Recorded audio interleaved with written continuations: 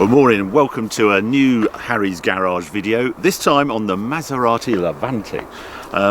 This is Maserati's SUV. Its first foray into this market that is just ballooning globally. Obviously there was the Porsche Cayenne that sort of really kick-started the sports cars getting into this sector. But since then, there have been so many cars, the BMW X5, we've got Jaguar's F-Pace now in this sector, Porsche have come out with the Macan, all sorts of cars this car is competing with, this luxury sports entry SUV. It was a lovely morning this morning. I was going to start the film in the garage as usual, but it was -5 last night, and it's just a beautiful dawn just coming up. So I've actually taken it outside because this, they claim, has great off-road potential. I'm not going to do a huge off-road test on it. It's what it behaves like on the road. So we'll go on road in a moment, but I just want to take it around the field and just show you some of the details of this fascinating car. Okay, well the model I've got here is the diesel version, because the UK unfortunately only gets the diesel version of the Levante. There's two V6 petrols, a 350 horsepower version and a 430 horsepower version, twin turbo engines. We've seen them in the Alphas as well. They're great engines, the petrol engines. UK decided for whatever reason to take the single turbo 3 litre V6 diesel solely and deny us the petrol engine, which I actually think is a real shame. This particular version has the sports pack on it, and you can tell that because if you look at the grille, it's a black grille and it hasn't got sort of chrome on here. Now I have to say, when I've seen the cars without this, with the chrome here, it looks peculiar. It looks like a cage or something rather than a grille. And it's very open. I seem to remember grills were there for a purpose, stop stones hitting the radiator. And what you've done with the Maserati Levante, they have these funny flaps here. I don't know if I can open them. Anyway, they're controlled by some clever computer somewhere, and they open when the actual radiator needs to be doing its cooling job. Because it's a bit cold and chilly today, it's obviously all closed up. Other bits on this, you get this sort of this sill extension bash plate. I'm not quite sure how strong that is for off-roading, but that's in black. And then if we come round the side of the car, you get 20-inch wheels with a sports pack and red calipers, which always make you go a little bit quicker. And being a Maserati, you do get the vents on the front wing. I had a look inside. They are actually vents hidden away in the front wing, but they could actually work. They're not false vents. The car has been supplied on winter tyres. Bit of a shame, but quite understandable given how flipping chilly it is at the moment. Okay, one thing to know about the Levante is it's quite a big car. It's 5 metres long, so there's a decent amount of space inside. We'll just go have a closer look. What I do like is that on the doors, one, they're frameless, which is unusual on an SUV to actually have a frameless door. I don't know if that window will go down. No, it won't. And it's a big door. What I really like, this is a tip from Range Rover, if you come around here and have a look, it has the seal at the bottom of the door is here, and that means when you get in and out, it's completely clean. It's a very good way of getting in and out of a car, because it means you don't get any mud there, which you might normally get if you didn't have such deep doors as this. Where space is a bit of a premium, and this really surprised me, is down in the footwell. It's really tight in there. I noticed it within sort of 10-15 minutes of driving, and I actually got a tape measure out and measured across from the footrest to the other side of the footwell, and it's around 15.5 inches. Go measure any other car, they're normally 18-19 inches, so it's really quite tight. And I think it's a problem with right-hand drive cars, because on the left-hand side it's normal size, it's 18-19 inches on the left-hand side, so it's a peculiarity of right-hand drive Levantes. We step inside, beautifully trimmed seats. This actually has the premium leather options, a £2,600 option, and the stitched trident in the headrest, that's an option as well. Nicely packaged inside, huge amount of space. If I do those, that is real deep pit of a cubby box there. And you not only got that one, but you've got one here as well. Cup holders galore on this thing. Very much a lot of connectivity. There's USB ports, and it does Apple Play and all those clever sort of things. Straight away, very easy to connect. What else is touch screen as well, and of course, I'm not sure if you can see it in this light, the Maserati clock. Looks not so good in this car. I mean, I've owned several Maseratis, and they normally come with a trident watch clock face. This one's sort of oval. I don't think it's as stylish as the old ones. I can see that sort of quietly disappear into the realms of history soon. Then in the rear, I have the seat right back. I'm about 6'2", so the seat's quite a long way back. Reasonable amount of space. I wouldn't really call it a good bench for 3 people to sit across, but 2 people is pretty luxurious in here. Now at the back there is electric tailgate, which is always nice to have an electric cable. It's all controlled by the key. Again, a reasonable amount of space. I like the way they've done these straps either side. Put your luggage in, and then I can lift this up, and I won't find a spare wheel, but I'll find a little cubby hole for little bits. I'm also going to just lift this up, because underneath you'll find the battery. Now, one of the things they're really keen on at Maserati was to get the weight distribution 50-50, and that's sort of part of the way you can do that. I'll press a button here. I think it'll, and there it goes. There we go. Q4, that's Maserati's signature for 4-wheel drive. Bit peculiar putting the badge on because there isn't a 2-wheel drive version. I love also the way you can't tell this is the diesel, so you get quad pipes at the rear whether you have the full fire breathing 430 horsepower petrol or the rather tame 275 horsepower diesel. Can't tell from the outside which model you're actually driving. Okay, let's go and have a look at the front. Really like that Maserati badge. Underneath, I don't like quite so much as I say, 3 litre V6. It's quite well back in the chassis, so they've again part of that weight, trying to get the weight back. This is actually aluminium bonnet, doors and tailgate on this car, so they have tried to keep the weight down, but even so this is a 2.2 tonne car, which really surprised me. The diesel is about 100 kilos heavier than the petrols. Okay, well there you are, quick tour around the Maserati. Let's go and see how it drives.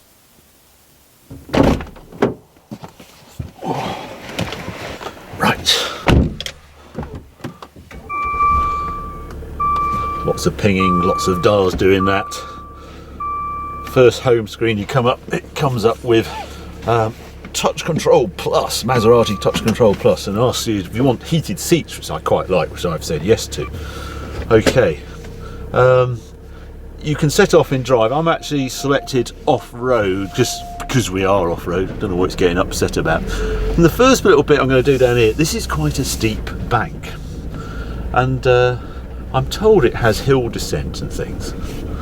It has air suspension, so it will lift itself up. It can just do that, no problem at all. I can't feel any hill descent coming in, but there's no real need.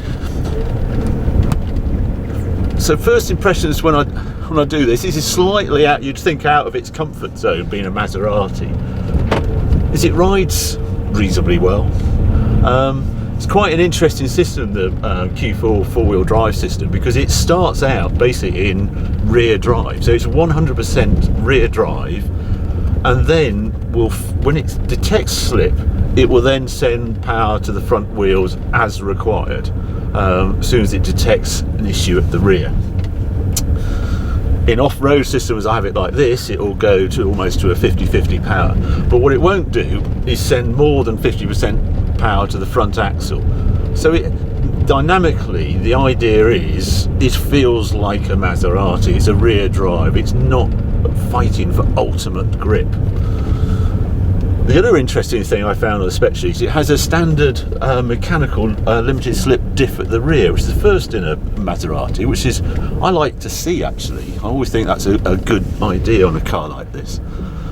So in theory it should behave like a proper Maserati. What I don't know is whether it can climb up anything, so I'm just going to try a bit of a slope. I'm going to wait for my guys. I've got an outside camera helping me today, and I just want to see if it's going to do this. Why are you getting upset at parking? Because the grass is too long. I think it's just getting upset at long grass. I now hunt the button for the parking sensors. Oh, that's not it. I thought that was it. Oh, shut up.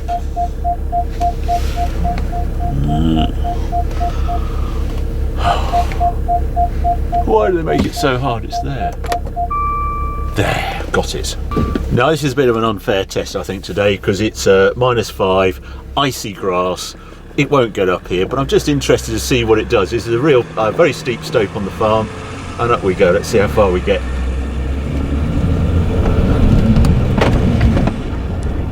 No, it's not going to get up. It got quite a long way up. I can feel both axles fighting.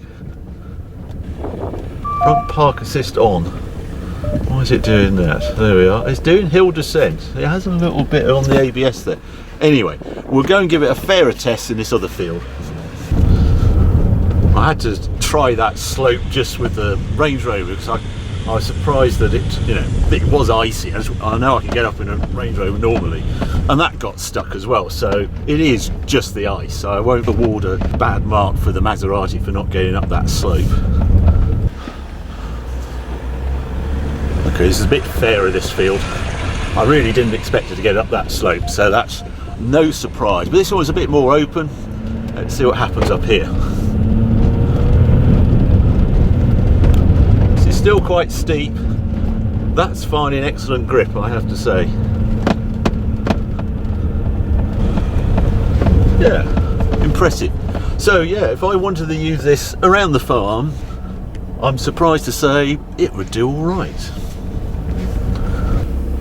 Okay, so that's it in off-road mode. Now I'm going to select Sport and just take the traction control off and then see what happens. I think this might be a bit more Maserati-like.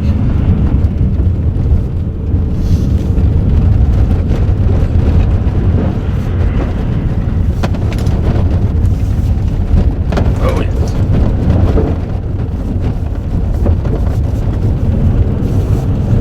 Yes, that's a bit more like it. I like this off-road mode. Sort of helps having a field to play with as well.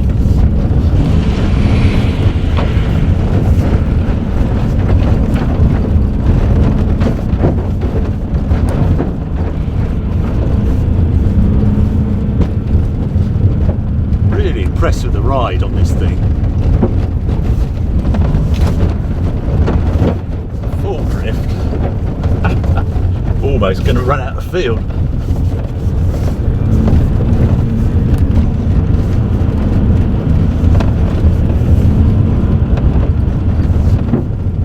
Oh, I could have some fun with this.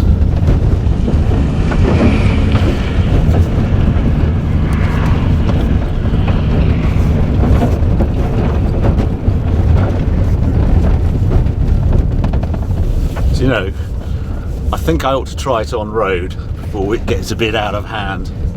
But yeah, not a bad test for on off-road ability, I would say. More impressive than I thought. Better ground clearance, never a hint of actually hitting underneath. I suppose that's the fact it's got this clever air suspension, it can lift itself up. Pretty good really. Something I've just noticed there, we're on off-road mode. It seems to just run out of wheel travel every now and then. I can hear a sort of thump come through the cabin as it sort of reached full droop. And I actually have noticed it on the road as well, when you're going over speed bumps, and perhaps you take them a bit quicker than you should do. You just get a bit of a thump as it hits full droop on the suspension and then bounces back. So I don't think it's got the suspension travel with a full-on off-road type car as the Range Rover is. But for on-road use, they make great claims about its centre of gravity being low to the ground. So that's what I'm keen to discover now we go and find some proper roads.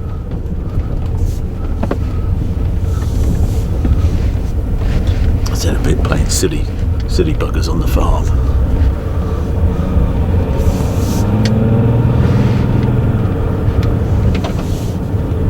I really wish it wasn't a diesel though. I keep hearing diesel noises, and if I press Sport, it says in the blur, the press back, it enhances a Maserati, an inspirational Maserati sound. No, it doesn't. It just enhances a nasty diesel sound. It might do in the petrol versions, but certainly not in the diesel. I don't want to be reminded I'm driving a diesel. It's a strange button, yet another button to control various functions on this car. ICE, something control and efficiency or something. Very odd. In-car entertainment always used to be ICE, but it's meant to produce a sort of smoother sort of gear changes, and it's all for comfort. It's a strange setting for a Maserati that's pretty comfortable anyway. I think why they do such good Apple Play and great sound system in this has got an upgraded sound system in it, is because it's a diesel. It's a way of hiding the noise of the diesel, which I have super sound in the car. It's odd, the Fiat group obviously owns Maserati and Ferrari, but my daughter's got a Fiat 500, son's got Alfa Mitu. They have really good connectivity in all Fiat based car, and it's exactly the same in this car. Everything on the hands-free, how it delivers music, how easy the touchscreen is very good on these cars. They've really concentrated on that, which is not something you'd probably expect if you buy a Maserati. You can tell now it's stop-start, all in the age of efficiencies. I think I've been out, say, 2 weeks I've had this car. It's either side of 30 to the gallon, which I suppose is okay. 80 litre fuel tanks, really good range, 400 mile plus. What else is there? Gear change. Remember this on the Ghibli as well. It's an odd gear lever. You get drive, but there's no sense that you're in the right gear. You actually have to look either here or on the dash that you're in drive, or particularly reverse. It's very easy just to knock it. You think you're in reverse and you're in neutral, and then to get to park it just seems effort that I've never noticed a problem with other cars, but on here you just have to concentrate a bit more. What else? Dials, very clear. Big speedo in the middle. Fuel, engine temperature either side, with a little computer telling me vitals in between. This one has the premium leather and this sort of insert of colour on the dash. I actually think it looks quite stylish. I'm not one for having coloured leather on the dash generally, but I think this actually works. Interior wise, everybody's gone into it and says, oh, well, this is nice. I think it is. I agree partly.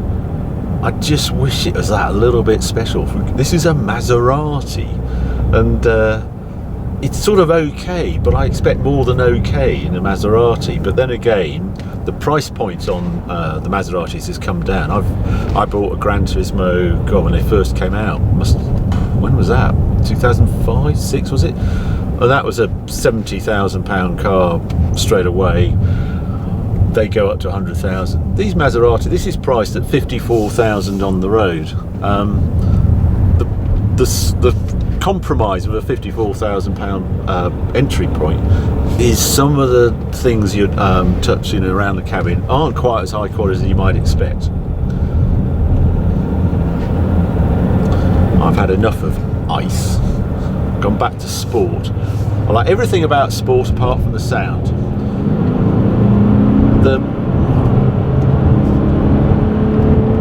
I'm not sure if you're picking up that sound, but there is a very definite diesel thrum. There's nothing V6 about it, there's just a thrum. It's got a variable blade turbo on it. The strange thing is it's a single turbo unit. Most of its rivals, in fact I can't think of another one that isn't twin turbo, and that does compromise it, even though it's got a pretty sophisticated turbo against it. I noticed F-Pace and the Porsche Macan are both a second quicker on the 0 to 100 kilometre sprint. And the difference between a 5.8 sprint and a 6.9 sprint, that's quite a lot. You've got nice aluminium paddles on the steering column, good size. They do feel expensive. They feel absolutely right. Finding I rarely use them in a car like this, because you're not really fighting at the outer edges of adhesion and handling on a car like this. It's not how you drive them. And we're away. It's actually quite a peaky diesel. I find that you does wake up at higher revs. So in that way, it does feel a bit Maserati. Now we're on this bit of road. It's 2.7 turns lock-to-lock steering. It's okay, the steering on it, but it's a 2.2 SUV. I'm not expecting ultimate steering feel on a car like this. What does surprise me though is the way it controls roll. There's no fancy hydraulic roll control on this car, but it does corner quite flat.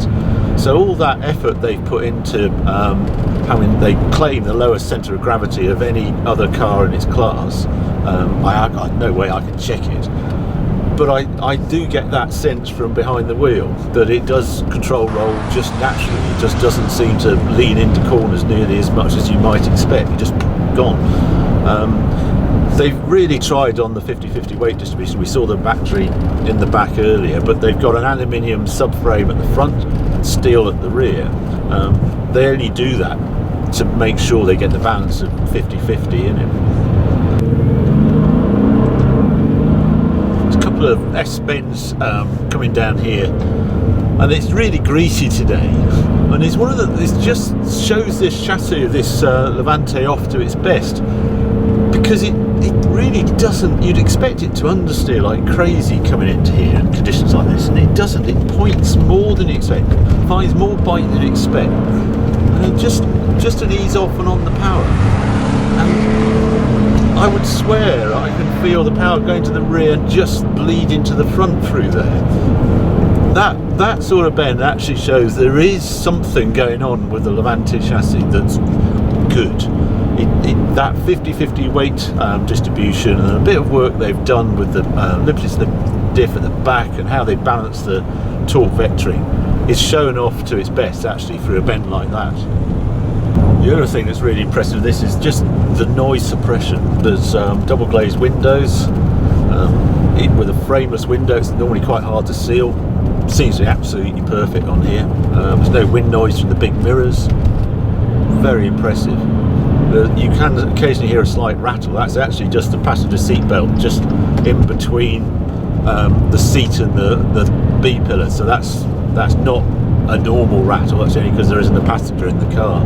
So yeah, it does have really good ambience in here. So overall then, what do we think of this car? Well, the negatives for me is, big one is that tight footwell. It's at the point where I almost couldn't buy this car. I find after 30 minutes, 40 minutes driving, I am so uncomfortable. It just gets my left knee. I don't know if it's just me. It's a problem. I haven't seen it mentioned in other road tests, but it really is offset. Your left foot is thrown to centre line, and it just puts pressure on your knee. I don't know if it's just me. I tried the Porsche Macan just to make sure it wasn't just something I suddenly got an achy knee, and that was absolutely perfect. Never get it in the Range Rover. And as I say, when I went down in the tape measure and I measured it at just over about 15.5 inches, and even the Fiat Panda is 18 inches across its footwell. That does seem to be a bit of an issue, but I say it's a right-hand drive problem. I don't think it's a problem on the left-hand drive, because it does seem as though the tunnel is a different size either side of the gearbox. I don't like I like the petrol engines they put in this car. I really don't like the diesel engines. I like them as little as I like the petrol engines more, if you see what I mean. It's a real negative. They need to put a twin turbo engine in this. They need better noise suppression or something, because it's not good enough. The weight of the car, even with the aluminium doors and bonnets, I do sense the weight of this car. It's 2.2 tons.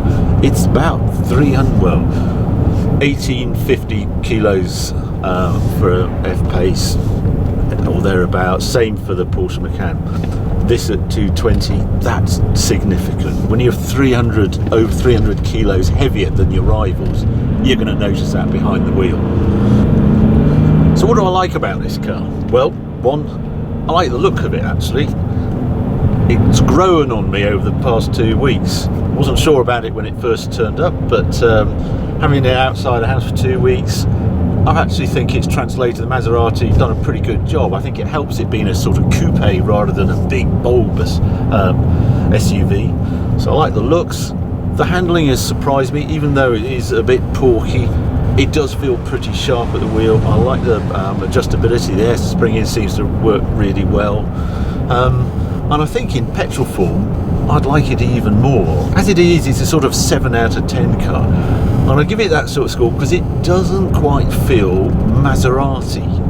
It feels a little bland. Although I've got the reminders that it's Maserati, I've got a badge here and I've got, you know, the clock and other things. There's a bit too much. It could be badged anything. It doesn't have that real special feel that I expect from Maserati. There's that bit of equipment, etc. So I wanted to love it more, but it hasn't quite tickled me as much as I wanted. So handling's good, out the field's good. I like the usability of it. Just somehow not special enough to warrant the Maserati badge. As I say, a petrol version, I think, would be a very different story. Anyway, if you enjoyed this video, keep subscribing, keep watching. More videos coming along very soon.